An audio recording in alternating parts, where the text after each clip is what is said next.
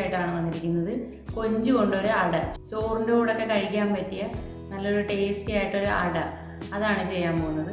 അപ്പോൾ അതെങ്ങനെയാണ് ചെയ്യുന്നതെന്ന് നോക്കാം. കൊഞ്ചടയ്ക്ക് ആവശ്യമായിട്ട് നമ്മൾ കൊഞ്ച് ക്ലീൻ ചെയ്തെടുത്തിട്ടുണ്ട്. ഇതൊരു 300-350 ഗ്രാമിനടുത്ത് തൂക്കം ഉണ്ട് ഈ ക്ലീൻ ചെയ്തിട്ടുള്ള കൊഞ്ചിന്. അപ്പോൾ ക്ലീൻ ചെയ്ത കൊഞ്ച്, പിന്നെ ഇതിന് പ്രധാനമായിട്ട് നമുക്ക് വേണ്ടതാണ് കൊച്ചുള്ളി.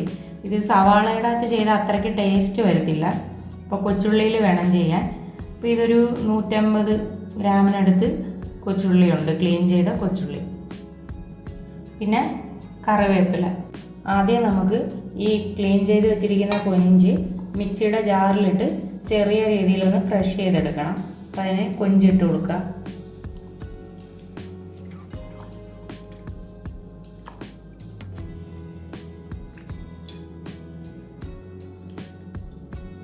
നമുക്കിത് ഒന്ന് ചെറുതായിട്ട് ക്രഷ് ചെയ്തെടുക്കണം. ഒരുപാട് അരഞ്ഞ് പേസ്റ്റ് പോലൊന്നും വേണ്ട, ചെറുതായിട്ടൊന്ന് ക്രഷ് ചെയ്തെടുത്താൽ മതി.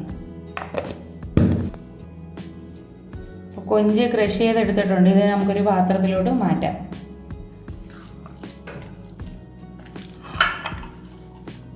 അപ്പോൾ കൊഞ്ച് നമുക്ക് ഇതേപോലെ അടിച്ചെടുത്തിട്ടുണ്ട്. ഇതെന്ന് പറയുമ്പോൾ എല്ലാം ഒന്നും അരഞ്ഞിട്ടില്ല, കുറച്ച് കൊഞ്ച് അതേപോലെയുണ്ട്, കുറച്ച് നല്ലപോലെ പേസ്റ്റ് പോലെ ആയിട്ടുമുണ്ട്. ഇതാണ് ഇതിൻ്റെ കണക്ക്. ഇനി നമുക്ക് ഈ സെയിം ജാറിലോട്ട് തന്നെ ക്ലീൻ ചെയ്ത് വെച്ചിരിക്കുന്ന കൊച്ചുള്ളി അതും ചെറുതായിട്ട് ക്രഷ് ചെയ്തെടുക്കണം, ഇട്ട് കൊടുത്ത്.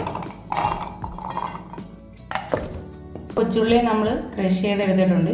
ഇത് ആ കൊഞ്ചിൻ്റെ കൂട്ടത്തിൽ ഇട്ട് കൊടുക്കാം. കറിവേപ്പിലയും ഒന്ന് ചതച്ചെടുത്തിട്ടുണ്ട് അതിൻ്റെ കൂട്ടത്തിൽ. ഇപ്പം ചതച്ചെടുക്കാനുള്ളതെല്ലാം നമ്മൾ ചതച്ചെടുത്തിട്ടുണ്ട്. ഇനി ഇതിനകത്തോട്ട് മസാലപ്പൊടികൾ ചേർത്ത് കൊടുക്കാം. 1/4 ടീസ്പൂൺ മഞ്ഞൾപ്പൊടി, 2 ടീസ്പൂൺ മുളക് പൊടി,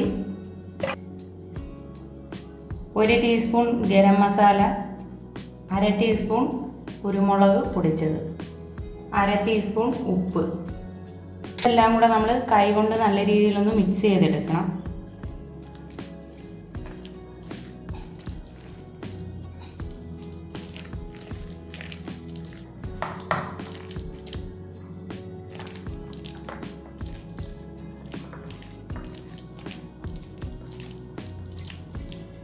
അപ്പോൾ ഇത് നല്ല രീതിയിൽ നമ്മൾ കുഴച്ച് എല്ലാം കൂടെ നല്ലപോലെ മിക്സ് ചെയ്ത് വെച്ചിട്ടുണ്ട്.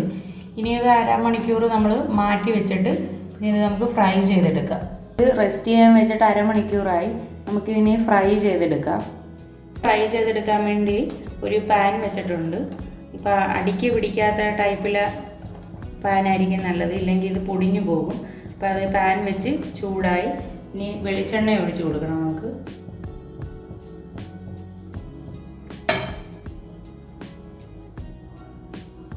ഒരു റൗണ്ട് പോലെ നമ്മൾ എടുത്തിട്ട് ഇത് പാനിലോട്ട് ഇങ്ങനെ വെച്ച് കൊടുക്കാം. എന്നിട്ട് ഇങ്ങനെ കൈ കൊണ്ട് ഇത് പ്രസ് ചെയ്ത് കൊടുക്കണം.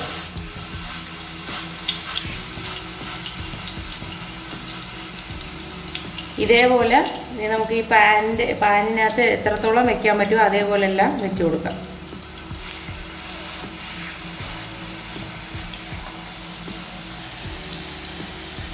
ഇപ്പോൾ നമ്മളിത് 4 എണ്ണം വെച്ചിട്ടുണ്ട്. ഇതിന് കുറച്ച് നേരം ലോ ഫ്ലെയിമിൽ വെച്ച് വേണം വേവിക്കാൻ. പെട്ടെന്ന് നമ്മളിത് തിരിച്ചിടാൻ നോക്കുമ്പോൾ ഇത് പൊടിഞ്ഞു പോകും. അപ്പോൾ നമുക്കിത് ലോ ഫ്ലെയിമിൽ വെച്ച് ഒരു 2 മിനിറ്റ് ലോ ഫ്ലെയിമിൽ ഒരു സൈഡ് നമുക്ക് വേവിക്കാം.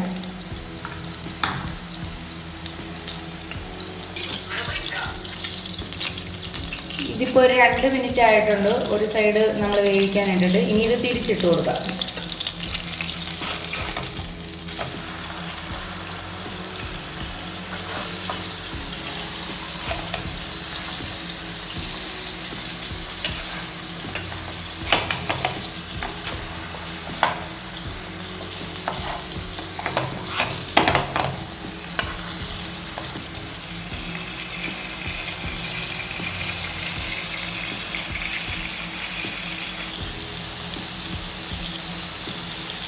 നമ്മൾ തിരിച്ചും മറിച്ചും ഇട്ടത് നല്ല പുറമേ നല്ല ബ്രൗൺ കളറും ആകണം, ഉള്ളിൽ നല്ലപോലെ വേകുകയും വേണം. അത് കാരണം ലോ ഫ്ലെയിമിൽ നമ്മൾ ഫ്ലെയിം വെച്ച് കൊടുക്കാവുള്ളൂ.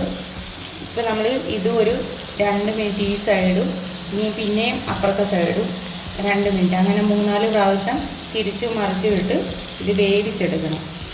ടൈം എടുത്ത് വേവിക്കണം, ഇല്ലെങ്കിൽ ഉള്ളു വേവാതെയും പുറമെ കരിഞ്ഞും പോവും. ഫ്ലെയിം കൂട്ടി വെക്കരുത്. ഇപ്പോൾ ഒരു സൈഡ് റെഡി ആയിട്ടുണ്ട്. ഇനി നമുക്ക് തിരിച്ചിട്ട് കൊടുക്കാം.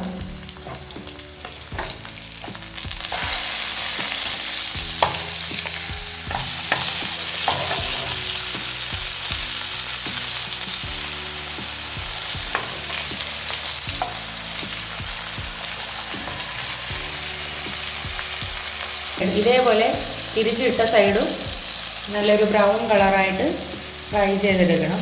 ലോ ഫ്ലെയിമിലേ വെക്കാവുള്ളൂ. അപ്പോൾ നമ്മുടെ കൊഞ്ചട റെഡി ആയിട്ടുണ്ട്. രണ്ട് സൈഡും ഫ്രൈ ആയിട്ടുണ്ട്. നമുക്കിനി ഇത് മാറ്റാം. അപ്പോൾ നമ്മുടെ കൊഞ്ചട റെഡി ആയിട്ടുണ്ട്. നല്ല ടേസ്റ്റി ആയിട്ടുള്ളൊരു റെസിപ്പിയാണ്. ഇതിൻ്റെ കൂടെ ഒരു രസവും കൂടെ ഉണ്ടെങ്കിൽ സൂപ്പർ ടേസ്റ്റാണ്. നമുക്ക് ചോറൊക്കെ കഴിക്കാൻ വേറൊരു കറിയുടെ ആവശ്യം വരത്തില്ല. അപ്പോൾ എല്ലാവരും കൊഞ്ചൊക്കെ കിട്ടുമ്പം ഇങ്ങനെ ഒന്ന് ട്രൈ ചെയ്ത് നോക്കുക. അപ്പോൾ ഓക്കെ, താങ്ക് യു.